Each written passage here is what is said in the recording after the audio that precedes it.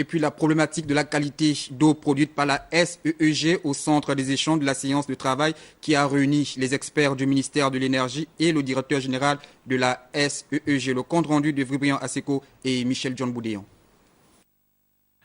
L'eau de la SEG serait-elle impropre à la consommation?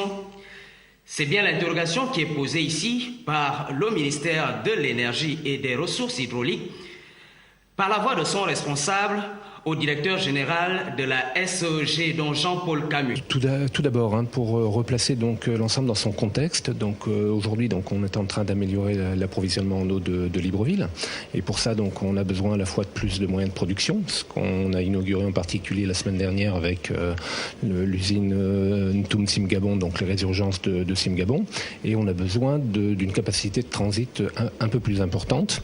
Donc on avait mis il y a à peu près 1 an et demi en service un premier tronçon de la conduite 2200 qui a été réalisé par le ministère de l'eau et des ressources hydrauliques, enfin des ressources hydrauliques et de l'énergie. On a mis donc pour augmenter cette capacité de transit en service la deuxième partie de ce tronçon. Donc ce tronçon a été rincé, on va dire. Il a subi pendant les travaux donc l'introduction d'un certain nombre de quantités d'argile venant du sol lors des travaux.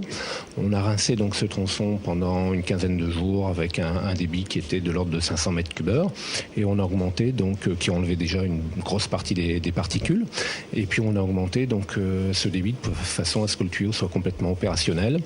Une séance de travail qui aura permis aux deux parties de faire le point sur la responsabilité de la SEG sur cet incident qui aura causé bien des frayeurs auprès des consommateurs.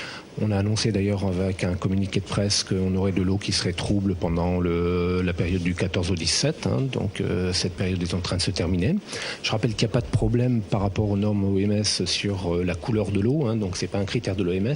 Ce qui est important pour la potabilité de l'eau, c'est le fait qu'il y ait effectivement du chlore. Donc pour cette période d'ailleurs, on a renforcé la quantité de chlore à la sortie de l'usine. Et donc on a une eau qui est tout à fait potable, même si sa couleur est pas agréable, et en particulier dans certains quartiers, parce qu'en même temps, donc tout ça s'accroît avec une augmentation de la pression dans la ville. Et il y a des quartiers, donc des canalisations qui n'avaient pas vu d'eau depuis fort longtemps, qui commencent elles aussi à revoir donc de l'eau arriver. Des justifications peu convaincantes pour le ministère de l'Énergie et des Ressources hydrauliques.